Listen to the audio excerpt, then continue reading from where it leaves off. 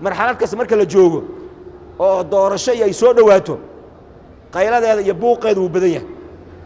waxaan ugu cusubna ma ah inta hadda aan soo arkayni marka kolba marxaladda marka la joogo filin baa la isu daaraa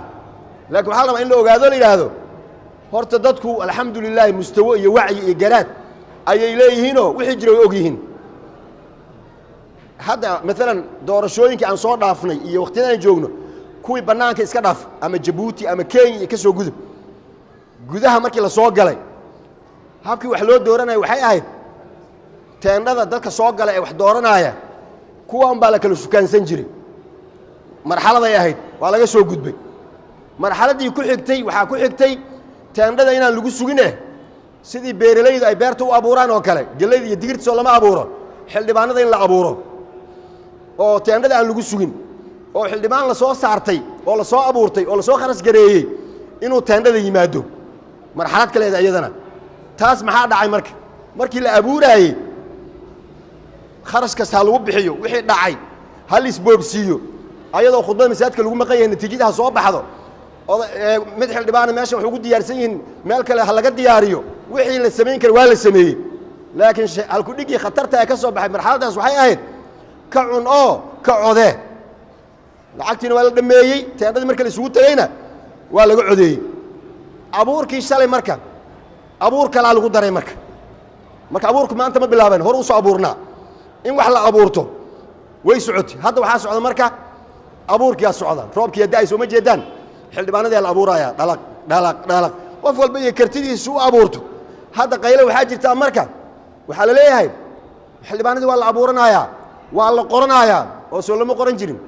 faatixada maa loo soo akhrin jiray see meesha lagu imaan jiray yaa arkay qabiil soomaaliyeed oo xildhibaankiisa faatixada u soo akhriyey soo fadhiisaba afartan kugu tufaynaaye bal xildhibaan noo noqo masaasaa lagu imaaday maya waa la is abuuranayay is abuurkii la socdee waxaan sugaynaa un bes sidii horey loo bartay oo ah markii la is abuuro oo teendhada la isugu tago ma wax isbeddela imaan doono oo si la kasaayey si aan ahayn miyaa soo bixi doonto dadkii la abuuray ciddii abuurtay ma u soo celinayaan wixii ay ku abuurteenoo meeshii laisku ogaa ma fadhinaayaan mise maya markii meesha la isugu tago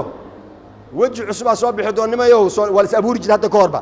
laakiin haddana waxay dhihi jireen xeer kale waxay sameeyeen yidhaha xildhibaanadu lacagaa meeshaan moogtahay la siinaaya oo codka sii iyo hebel intaas sii iyo waxaasaa soconaaya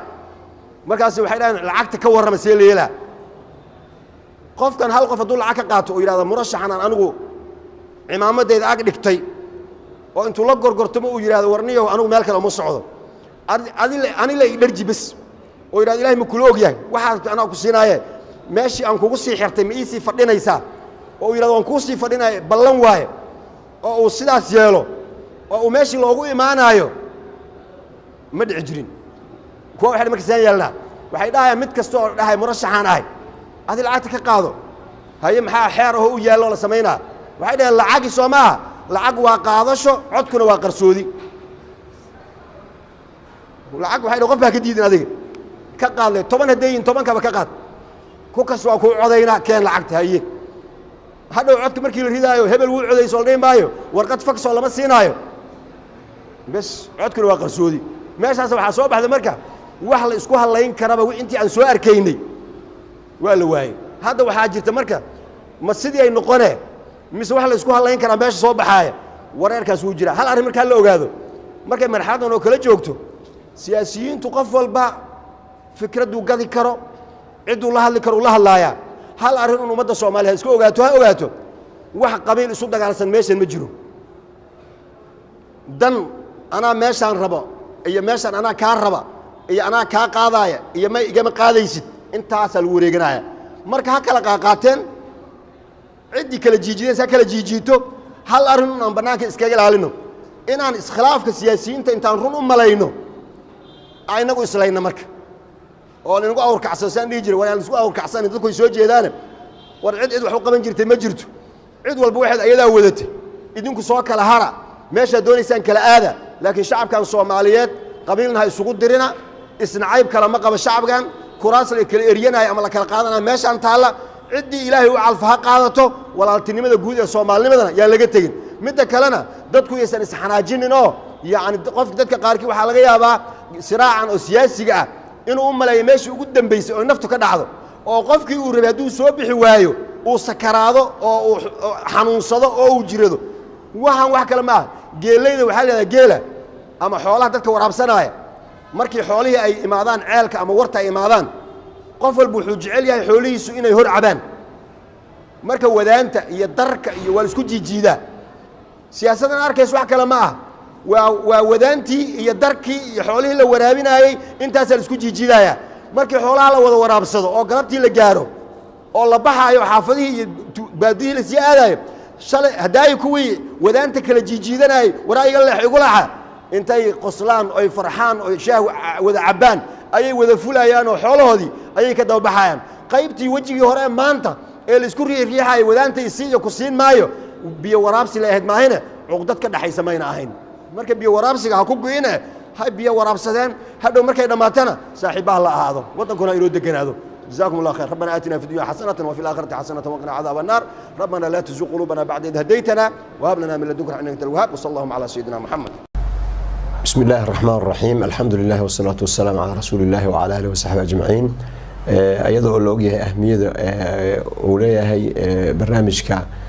bulshada ay ku xiriirto ee social media iyo arrimaha ku saabsan oo xilligan casriga ah noqday aalad runtii aad iyo aad saameyn u leh ayaa waxaan bulshada Soomaaliyeed meel kasta adduunka joogaan aan la wadaagaynaa inaan u furnay page ku furan magacayga oo leeyahay page-ka Sheekh Cabdilxay oo YouTube-ka ah kaas oo la soo gelin doono barnaamijyada aan ugu talagalay in bulshada lagu wacyigeliyo oo ay ka mid tahay khudbada Jumcada ee isbuuciiba mar baxda ee magaalada Muqdisho masaajidka Umar bin Khadaab ka baxda iyo waxyaabaha kale aan isleenahay baahi ayaa markaas ummaddu ay u qabtaa inaan yani aan soo bandhigno waxa kale oo jiri doona su'aalo oo runtii dadku ay aad yani isu weydiiyaan oo ana isu weydiiyaan inaan fursad u siino Facebook-ga inaan isbuuciiba mar aan ku soo bandhigno mowduucyo markaas aan isleenahay muhiim ay bulshada u yihiin ayagoo wixii su'aalaha ay qabaan ay halkaas ku soo qori doonaan kadibna aan jawaabta usoo dhigi doono page-ka YouTube-ka aan ku leeyahay page-ka Sheekh Cabdilxay marka dadweynaha Soomaaliyeed meel kasta ay joogaan waxaan leeyahay waad mahadsantihiin sida aad uga qayb qaadataan wacyigelinta bulshada kolba barnaamijka qiimo leh meelahaas lagu soo bandhigo aad marka aad uga sii qayb qaadataan iyo dareenka runtii wacyiga sareeya aad yani kaga falcelisaan hadba markii duruufta iyo mowduucyada halkaas ka jira ee la maraayo marka waxaan leeyahay ku soo dhawaada page-kaas insha Allah taala waxaan rajaynaynaa duruus laga faa'iideysto iyo macluumaad muhiim u ah nolosha dadka isla markaasna diinteena islaamka iyo faafinteedana qayb weyn ka qaadan doona inaad halkaas ka heli doontaan marka saa ula socda waa mahadsantihiin wasalaamu calaykum waraxmatullaahi wabarakaatuh